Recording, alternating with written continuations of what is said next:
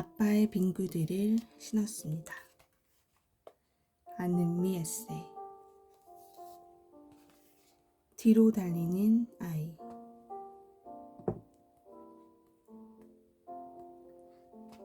딸 하영이가 다니는 학교에는 3명의 반 친구가 있다. 4명이서 지지고 볶으며 거의 2년을 유일한 동갑내기로 지냈다. 친구들은 모두 깊은 산골로 생태 유학을 와 언제 도시로 돌아갈지 모른다.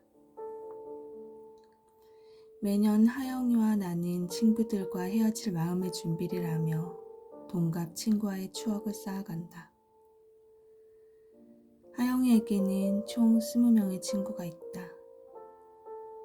나이가 다를 뿐 친구처럼 때론 가족처럼 함께 노는 전교생이다. 깊은 산골의 작은 학교에서나 가능한 만남이다. 어느 날 학교에 가보면 아이들은 운동장에서 전교생 술래잡기를 한다. 술래가 된 누나, 형들이 동생을 잡으려 하면 동생들은 죽을 힘을 다해 도망간다. 2학년과 6학년이 함께 앉아 이야기를 나누고 춤을 추기도 한다. 각자 키우는 장수풍뎅이를 관심 있게 살피며 곤충 이야기를 나누기도 하고 학교 텃밭에 심은 토마토나 가지를 따러 함께 뛰어가기도 한다. 한두 명이 좋아하는 노래를 부르기 시작하면 어느새 바로 떼창이 된다. 한참 밤양갱이란 노래를 좋아해 전교생이 달디 달고 달디 달고 달디단 밤양갱 밤양갱을 외치며 재미나게 불러댔다.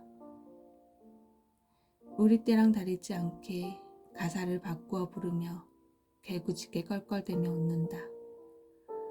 아름다운 세상을 부르며 수화로 율동을 할 때는 이미 그곳은 아름다운 세상이었고 아이들이 아름다운 세상을 만들자고 마음 모아 소리치는 것 같아 혼자 입꼬리가 올라간다.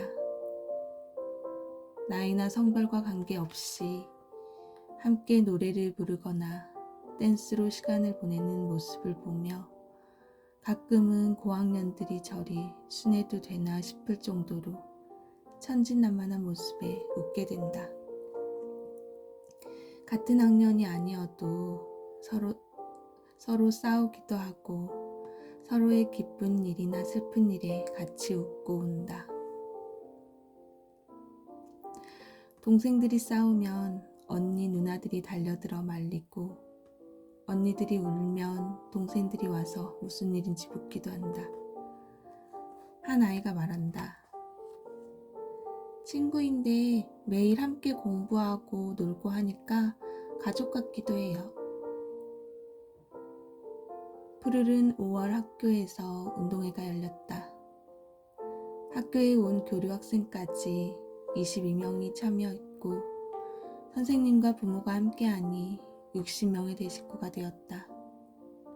이제 태어난 지 얼마 안 된 6개월 동생부터 70대의 할머니, 할아버지까지 모여 아이들의 경기를 응원하고 직접 참여하면서 시간 가는 줄도 모르게 신이 나 있었다. 운동회의 꽃 개주 시간. 1학년 친구들부터 2학년, 3학년 순으로 바통 터치를 하며 이어달렸다.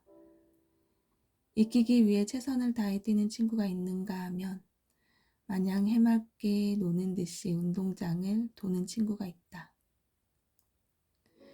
부모들 앞을 지나가며 주인공처럼 양손을 번쩍 들고 세레머니를 하는 친구가 있는가 하면 평소에는 보지 못한 크고 강렬한 눈빛으로 운동장을 뛰는 친구도 있었다.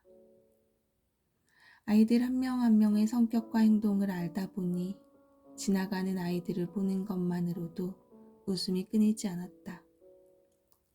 뛰는 아이들을 향해 목청껏 소리치며 응원했다. 잠깐 휘청거리거나 바통을 놓치면 순식간에 차이가 벌어졌다. 혹시라도 속상할까봐 바통을 떨어뜨린 친구에게 부모들은 괜찮아를 외쳤다. 뿌옇게 일어나는 먼지를 먹어가며 엎치락뒤치락하는 순간들이 나름 짜릿했다. 일제히 서서 응원하고 있던 마지막 순간, 우리 팀이 앞서 달렸다. 큰 차이로 이기고 있어 우리 팀 아이들은 펄쩍펄쩍 뛰며 신이 났다. 몇 미터가 남지 않았다. 그때였다. 마지막 주자로 전력 질주하던 지수가 갑자기 뒤를 돌아 뛰기 시작하더니 상대팀으로 뛰어오는 효린이에게 손을 내미는 것이다. 지던 팀의 부모들은 소리를 지르기 시작했고 효린이는 지수 손을 잡고 힘껏 뛰어 결승점을 들어왔다. 들어오자마자 효린이는 지수에게 고마워하며 엉엉 울기 시작했다. 내 딸 하영이는 지수 언니가 뒤로 뛰어가서 효린 언니의 손을 잡는 순간부터 어쩔 줄 몰라 했다. 손으로 얼굴을 가리고 발을 동동 구르더니 부둥켜 안고 울고 있는 6학년 언니들에게 뛰어가서 안았다. 다른 친구들도 모여들더니 서로 6학년 2명을 포개어 안아주기 시작했다. 사회를 보도한 업체 선생님은 지금까지 이런 개주는 처음 본다며 감동적인 말을 전했다. 울며 부둥켜 안는 아이들을 보며 엄마들 반은 이미 훌쩍이고 있었다. 운동회가 끝나고 하영이한테 물었다. 하영아, 아까 개주할 때 왜 그렇게 발을 구르고 어쩔 줄을 몰라 했어? 엄마, 너무 영화 같았어. 나도 지수 언니처럼 하고 싶었어. 효린이 언니는 얼마나 행복했을까? 효린이 언니가 울기 시작해서 언니한테 막 뛰어가서 안았어. 엄마들의 감동과 달리 지수가 뒤로 달릴 때 지수 엄마는 걱정했다. 이기기 위해 애써서 달린 아이들의 아쉬운 말들과 언짢은 마음을 어찌 감당할까? 라는 마음이 순간적으로 지나갔다고 한다. 다행스럽게도 어느 아이도 뒤로 달려가 지고 있던 아이의 손을 잡고 함께 들어온 영화 같은 스토리에 불만을 가지지 않았다. 승부욕이 없는 아이들도 아닌데 우리 아이들이 대단해 보였다. 엄마들은 생각만 해도 다시 가슴 뭉클해진다며 아이들에게 배운다고 입을 모았다. 무한 경쟁 속에서 피나는 노력으로 1등을 할 때 그 결과는 박수받아 마땅하다. 부족하지만 화려한 역전으로 우승까지 가거나 끝까지 포기하지 않는 사건들은 영화로 제작되기도 한다. 여자 핸드볼 선수의 감동 실화인 우리 생애 최고의 순간이나 동계 스포츠 불모지인 대한민국의 스키점프 국가대표팀 이야기를 다룬 국가대표가 그렇다. 그런데 오늘은 그 감동을 어린 아이들이 만들어 주었다. 뒤에서 있는 힘껏 따라오는 친구에게 되돌아가서 함께 들어가자며 따뜻한 손을 내민 아이.